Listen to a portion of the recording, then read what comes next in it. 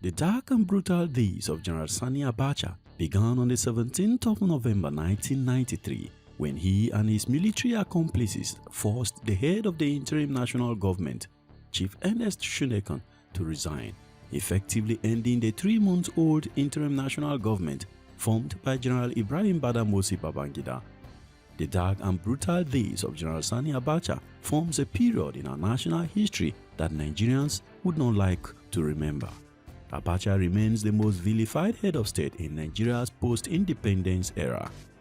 In this video, we will retrace the history of his reign from inception to his untimely death in June 1998. Welcome to History Media In-Depth History. The following decisions come into immediate effect. The Interim National Government is hereby dissolved.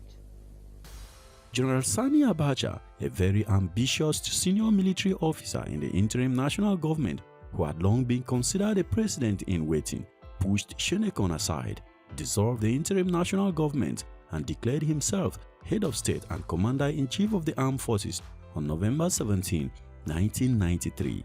Abacha is the most vilified of all post-independence Nigerian rulers for his severe operation in the name of personal power, the further decline of the Nigerian economy, and the relegation of Nigeria to the status of a pariah state in international affairs. However, his coup had initially generated mixed reactions from Nigerians. Many saw the coup as a step backward, a break from democracy, and a threat to democratically elected states and national parliaments. Among those concerned about the consequences of the Abacha coup were the 67 federal senators.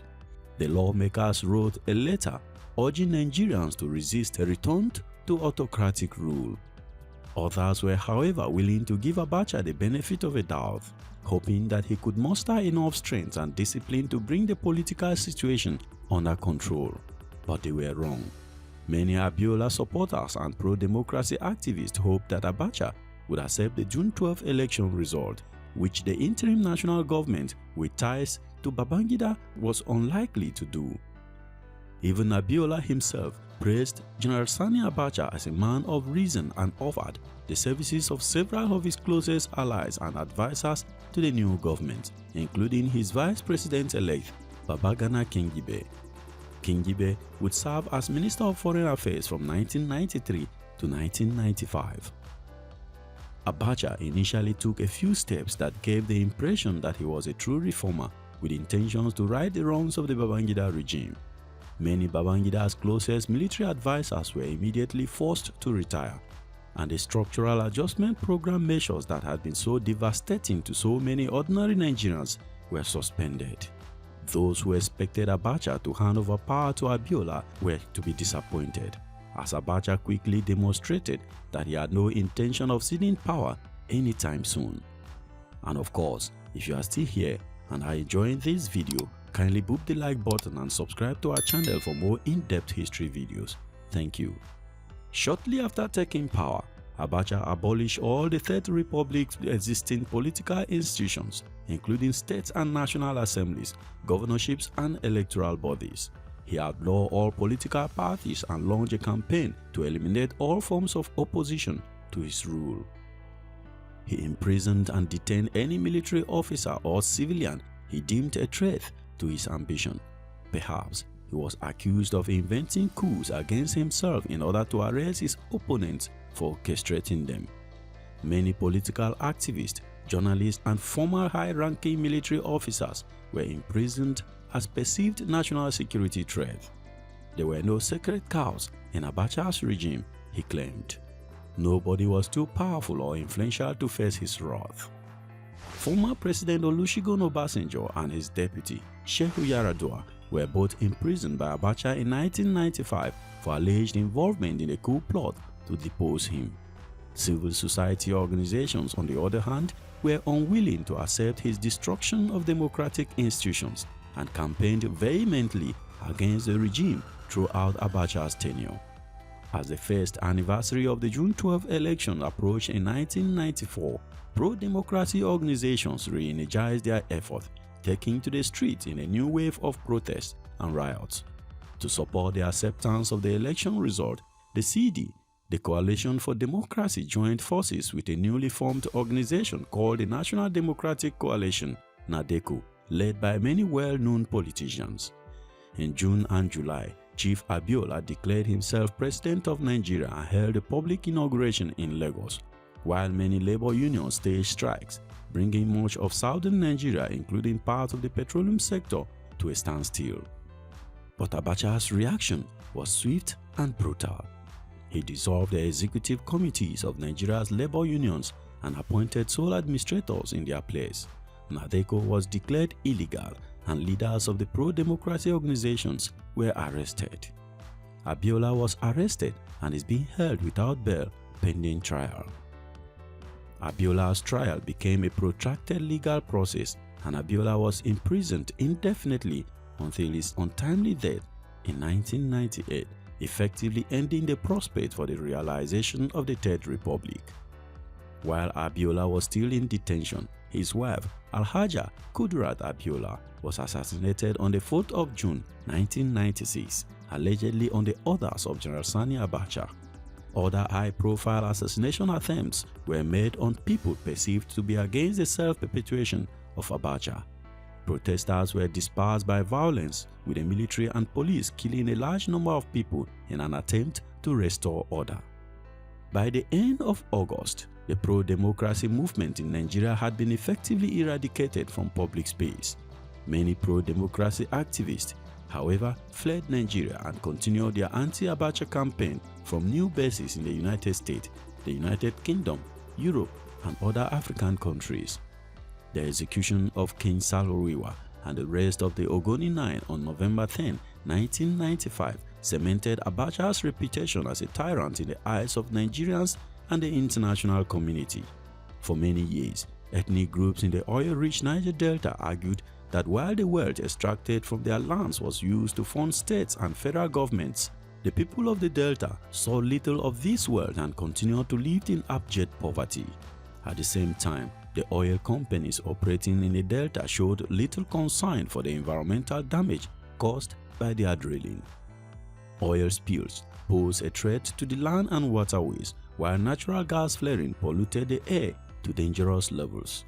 Pipeline explosions are common and many innocent bystanders were killed, and sometimes not so innocent parties who were attempting to siphon fuel were also killed. The Ogoni, primarily from River State, were one such ethnic community impacted by oil production. Their livelihood was based on fishing, so it was critical that their environment remained clean. As a result of this, the Ogoni were determined to gain greater control over their environment and greater access to revenue generated in their territory. In 1990, Ken Saro-Wiwa, a well-known Ogoni author and political activist, funded the movement for the survival of the Ogoni people to advocate greater Ogoni autonomy. Although it was never specified, autonomy most likely meant the establishment of a separate Ogoni state which could have been entitled to an equitable share of oil revenue.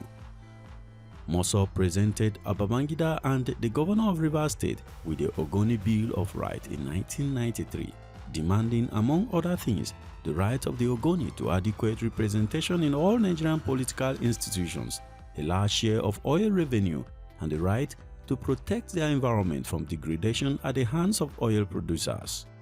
Saro-Wiwa and other Ogoni activists equated current government policies towards oil companies with genocide against the Ogoni people.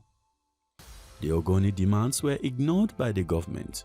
Mossop, on the other hand, became a powerful voice among the Ogoni themselves, mobilizing protests that turned into riot in January 1993. Unrest spread in Ogoni land as young activists in particular advocated for the use of tactical violence against oil company personnel and facilities. The Ogoni uprising quickly undermined stability in oil-producing areas, jeopardizing federal revenues and by extension opportunities for Abacha and his associates to seek reign. The government then used the assassination of 4 conservative local chiefs in May 1994 as a pretext to arrest Saro-Wiwa and 8 other Mossop leaders, who were then charged with the murders. The ensuing trial was a farce and was widely condemned by international human rights organizations.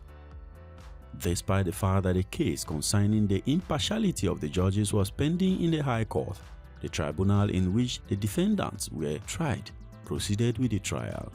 The tribunal also suppressed crucial evidence pointing to the innocence of the defendants. Despite this, 8 of the 9 defendants were found guilty and sentenced to death by hanging.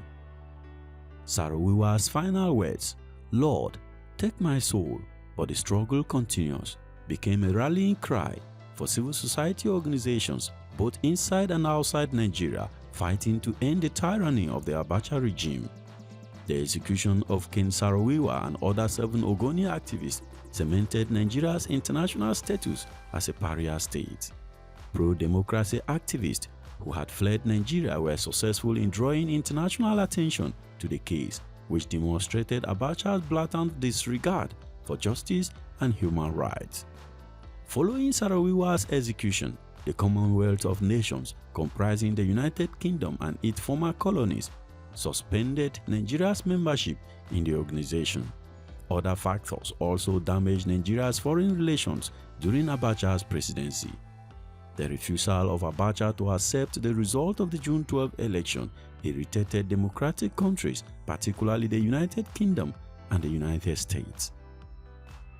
The abolition of Structural Adjustment Program in 1994 demonstrated to Western creditors that Abacha was not a trustworthy leader.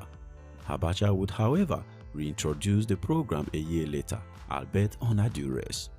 Unsurprisingly, Nigeria's poor standing in the international community had a negative impact on the Nigerian economy. Instead of encouraging investment, Abacha oversaw the continued withdrawal of foreign investment in Nigeria.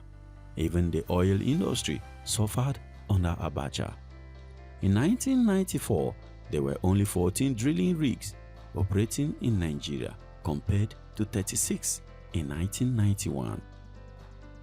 Despite this, rising oil prices offset some of these divestments and caused an increase in total federal oil revenue exports between 1995 and 1997. However, due to widespread corruption and rent-seeking on the part of government officials, this increased revenue had little impact on the living condition of majority of Nigerians. By 1998, the Nigeria's naira value had plummeted to more than 90 naira to $1.